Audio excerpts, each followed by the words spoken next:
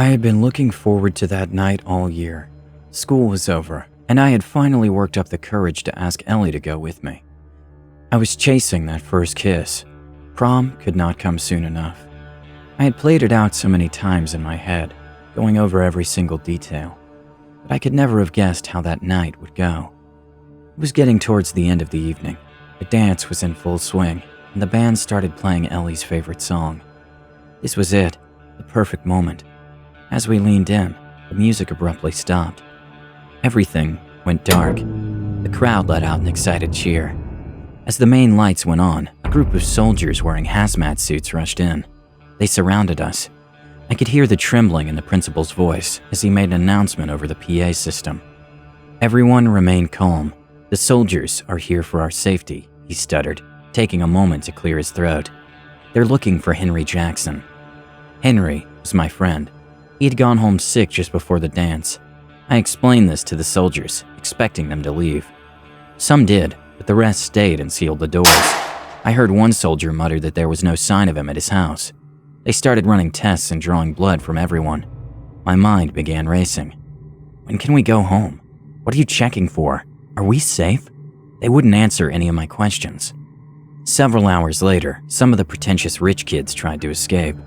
The soldiers ordered them to stop, but they didn't listen. The soldiers were then ordered to shoot them to keep them from leaving. 2 days later, they finally let us go home, but never once told us what was going on. It was meant to be one of the best nights of my life, but now that night will stay with me forever as a true nightmare. The final year of school had been a slog, and prom night was a much-needed break. My friend Rachel had recently split up with her cheating boyfriend. I could tell she was still hurting, so we decided to go together. I was also making sure I had an excuse prepared for this creepy kid named Carl. He was an extremely odd kid that kept making unwanted advances at me. I knew he would try to pull something at the dance. We were determined that no one was going to ruin our night. We spent hours getting ready, putting in extra effort to make sure we were noticed. We looked stunning. Time had escaped us that night, and we ended up arriving an hour late. Although this made our entrance even more noticeable. All eyes were on us. I noticed Rachel was scanning the dance floor for her ex, but he was nowhere to be seen, and neither was creepy Carl, thank God. We danced for what must have been 3 hours. My feet were in pieces, as they had been stomped on by multiple lead-footed seniors. My head started spinning from what I believed was a very suspect-tasting fruit punch. A little while after this started, Rachel and I went to use the restroom. As we walked off the dance floor, Rachel's ex called out to her. Rachel wanted nothing to do with him, but she was willing to give him a moment to talk. They ended up talking for quite some time, so I decided to go to the restroom alone. I could still hear the pounding music out on the dance floor while I was on the toilet, beginning to feel seriously ill. I quickly finished up and tried walking out of the restroom to get help. I vaguely recall someone catching me right before I blacked out. I have no idea what happened after that. The next thing I remember is waking up on the bathroom floor. It was dark and silent. My head was swimming. I crawled along the floor towards the wall and slowly got to my feet, fumbling for the light switch. The lights flickered on, and I squinted my eyes. I recognized where I was, one of the restrooms at the far end of the school, completely different from the one I passed out in. What? How did I end up here? I said to myself. I washed my face in the sink, hoping the cold water would jolt back some memories. My wallet and phone were missing. As I looked for them, I noticed a dark fluid had seeped out from under one of the stalls. As I walked over to the stall, before I could even check what was inside, the main door opened. It was the creep, Carl. He looked surprised to see me. There were deep scratches across his entire face. He told me that everyone was looking for me. I looked at my watch. It was 3 a.m. I first went to open the stall door to check what was inside, and he shouted for me to stop. I quickly opened the door. Rachel stared back at me, slumped on the toilet. She was covered in blood. "What have you done?" I shrieked. I tried to scream, but no sound came out. Carl ran at me and tackled me to the ground. He salivated as he beat me. Between the blows, he kept on ranting.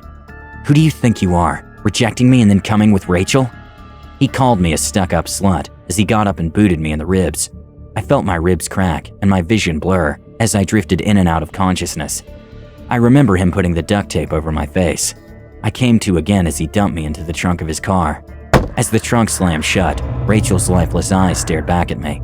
I have no idea how long I was in there. The sound of a siren snapped me awake. I felt the car pull over.